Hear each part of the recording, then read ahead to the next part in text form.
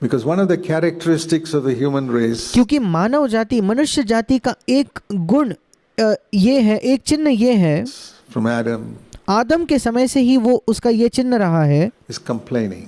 वो है शिकायत करना. You see that in Garden of Eden. As soon as आप एदेन के बगीचे में इस बात को देखते हो. Adam says to God, see this woman, जैसे ही आदम परमेश्वर की ओर देखकर कहता है कि प्रभु इस स्त्री को देख, she is the cause of all the problem. सारे समस्या का जड़ वही है.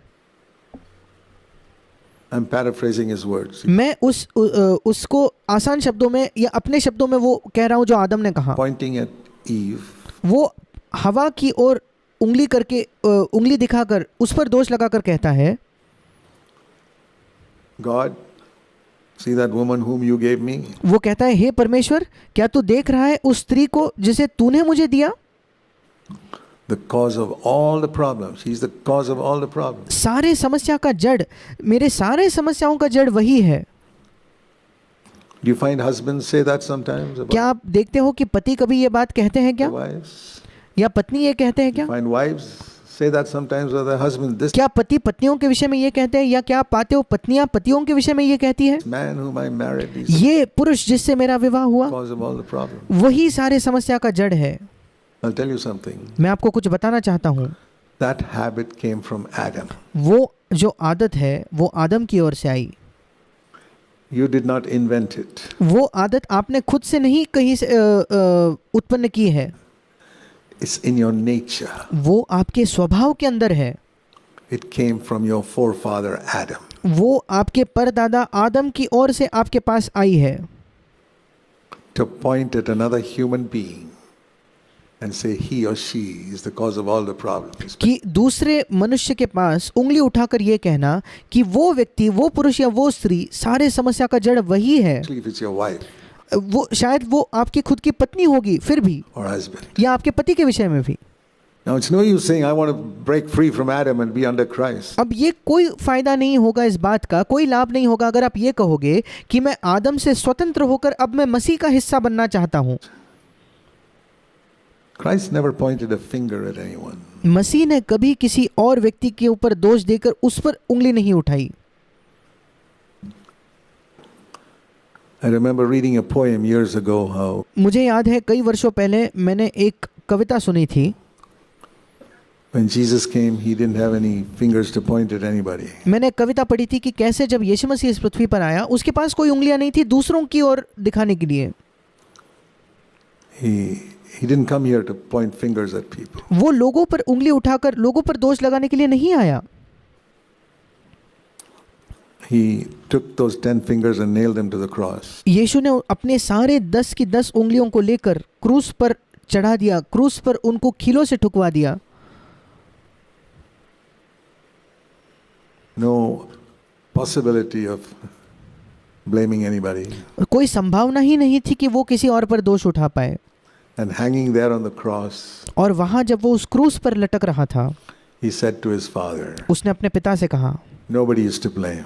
प्रभु और कोई दोषी नहीं है, I am to blame. दोषी मैं हूं, मुझ पर दोष लगना चाहिए. And he took our punishment. और उसने हमारी परीक्षा, उसने हमारे दंड को उठा लिया. He took the blame. उसने हम पर जो दोष था वो उसने खुद ले लिया. So I would encourage you और इसलिए मैं आपको प्रोत्साहित in करूंगा this new year इस नए वर्ष में to try and get rid of this habit of blaming people. कि लोगों पर दोष लगाने की इस आदत से आप छुटकारा पाए, Of pointing the finger at others. या दूसरों पर उंगली उठाने की, दूसरों पर दोष लगाने की इस आदत से आप छुटकारा पाए. Especially at your wife विशेषकर आपके पत्नी के प्रति or your husband. या आपके पति के प्रति. Instead, say, Lord, teach me to judge myself. उसके बजाय कहिए कि प्रभु तू मुझे सिखा कि मैं अपने आप का न्याय करूं. You know, there's a beautiful promise in Isaiah. I want you to turn to that. क्या आप जानते हो एक बहुत ही सुंदर ऐसा अभिवचन, एक वायदा है यशायाह नबी की पुस्तक में. Isaiah is one of those wonderful Old Testament books which have got a lot of New Testament promises in it. यशायाह एक बहुत ही अद्भुत ऐसा पुराने नियम का पुस्तक है जिसमें नए नियम के विषय में नए नियम की कई अभिवचन, कई वायदे पाए जाते हैं। And Isaiah 58, यशायाह उसका 58 अध्याय, and the Lord is saying here, these people seek me, verse 2, day by day. और यशायाह 58 उसके दूसरे वचन में लिखा है, परमेश्वर कहता है वे प्रतिदिन मेरे पास आते हैं या मेरी खोज करते हैं।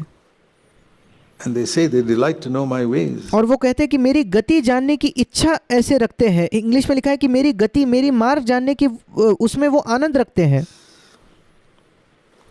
And they say, why are you not listening? We fasted, verse 3, and you don't see. और तीसरा वचन कहता है कि प्रभु तू, वो लोग पूछते हैं कि प्रभु तू क्यों हमारे नहीं सुनता।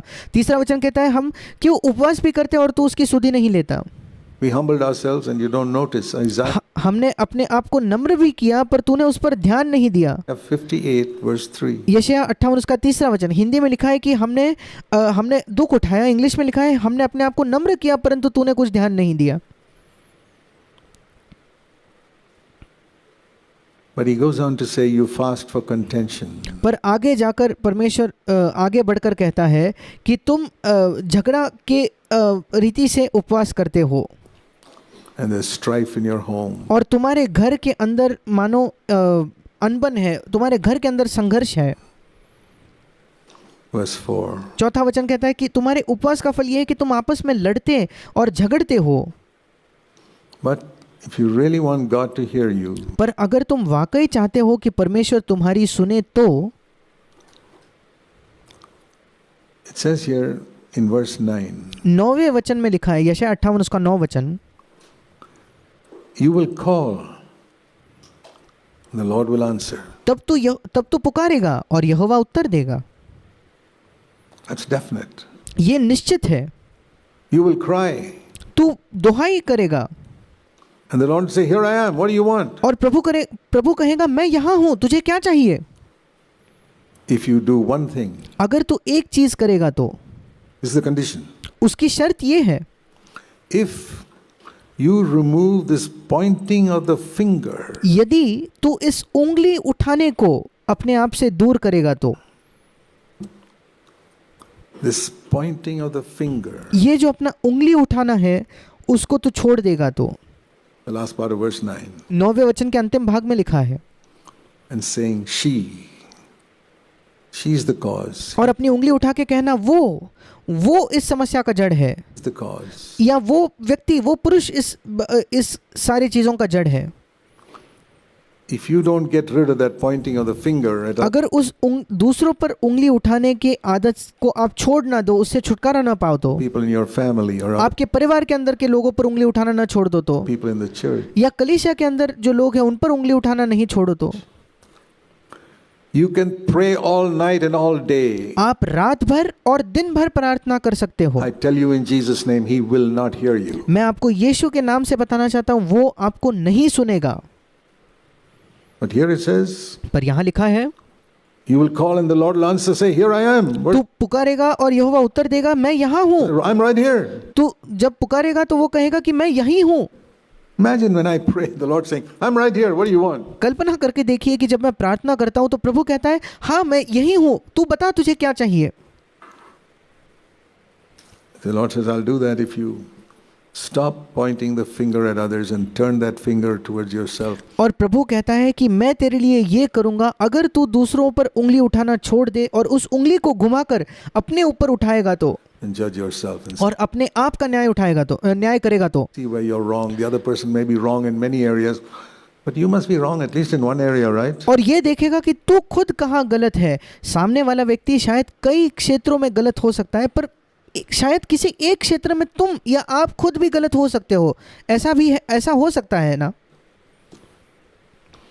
Judge yourself. अपने आप का न्याय करें। And then verse 11, the Lord will continually guide you. और फिर 11वें वचन में यहोवा तुझे लगातार लिए चलेगा। इंग्लिश में लिखा है वो निरंतर तेरा मार्गदर्शन करेगा। That's one of the things I desired from very early in my life. ये एक चीज़ थी कि मेरे जीवन के बड़े ही शुरुआती दिनों से इसकी मैंने लालसा की थी, इसकी चाहत मैंने रखी थी।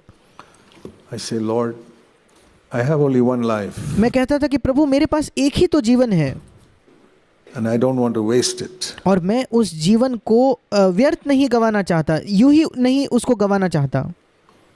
I don't care if I don't make much money. मुझे कोई फर्क नहीं पड़ता अगर मैं ज़्यादा पैसा न I कमाऊँ gave तो। away all my money when I left my job. जब मैंने अपनी नौकरी छोड़ी तो मैंने अपना सारा पैसा दे दिया Serve the Lord. प्रभु की सेवा करने के लिए। That's not important. वो महत्वपूर्ण नहीं है, But I want to make use of my one earthly life पर मेरे पास जो एक जीवन है इस पृथ्वी का उसका मैं इस्तेमाल करना चाहता हूँ in the way you wanted.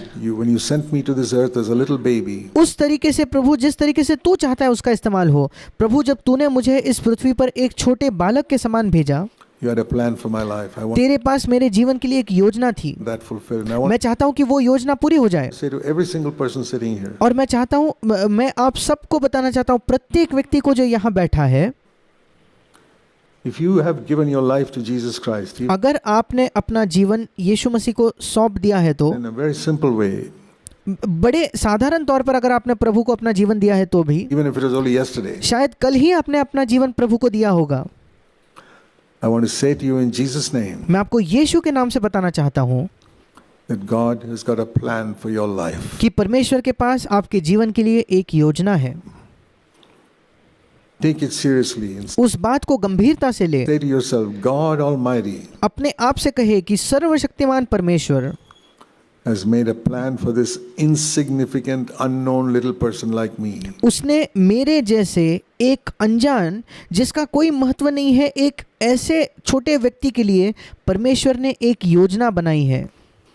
He's got a plan for my life. उसके पास मेरे जीवन के लिए एक योजना है And that plan is basically two things. और वो योजना जो है वो मूलभूत तौर पर केवल दो चीज़ें हैं उस योजना में। To bless me एक तो मुझे आशीष देना and to make me a blessing to others. और दूसरा है कि मुझे दूसरों के लिए एक आशीष बनाना। That's what God told Abraham. परमेश्वर ने अब्राहम से यही कहा था, I will bless you मैं तुझे आशीष दूंगा and I'll bless all the families you come in touch with. और जितने परिवारों के तू संपर्क में आएगा उन सबको मैं आशीष दूंगा। And do you know that promise is for us? और क्या आप जानते हो ये अभिवचन, ये वायदा हमारे लिए है?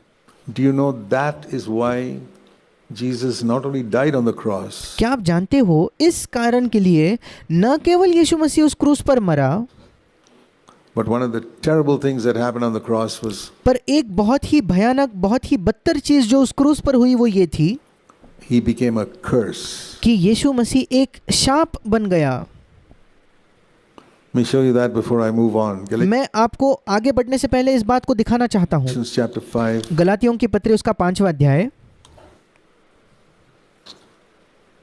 If you've heard it before, you need to be assured of it again. अगर आपने पहले भी इस बात को सुना है तो आपको इस बारे में फिर एक बार सुनकर उसके बारे में आश्वासित होना है। Sorry, Galatians chapter 4. माफ कीजिएगा, गलातियों की पत्री उसका 4था अध्याय।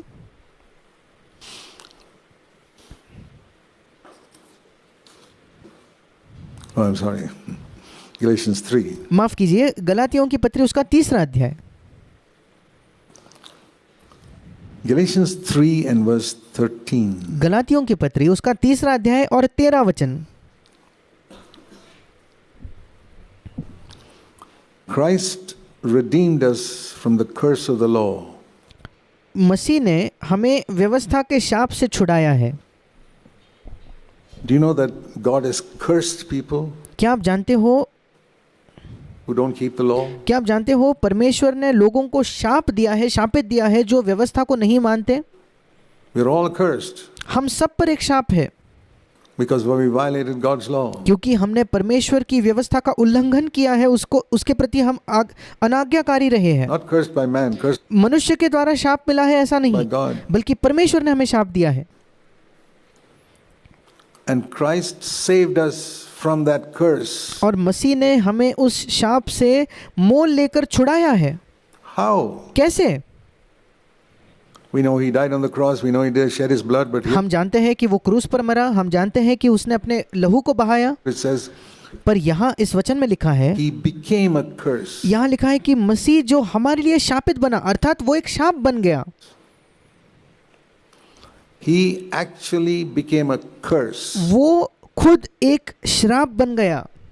Why? Because you and I were cursed, क्यों? क्योंकि आप और मैं शापित थे, so that we might be saved from it. Never ताकि हम उस बात से छुड़ाए जाएं, उस शाप से छुड़ाए जाएं। forget that. कभी इस बात को न भूले And never forget to be thankful to the Lord और कभी प्रभु के प्रति धन्यवादी होना न भूले that He saved you from being a curse. कि उसने आपको एक श्राप होने से छुड़ाया है, बचा लिया है। I thank God मैं परमेश्वर को इसलिए धन्यवाद देता for हूँ that. उस चीज के लिए। And that is why He had to hang on a tree. और इसी वजह से उसे एक पेड़ पर लटकना पड़ा।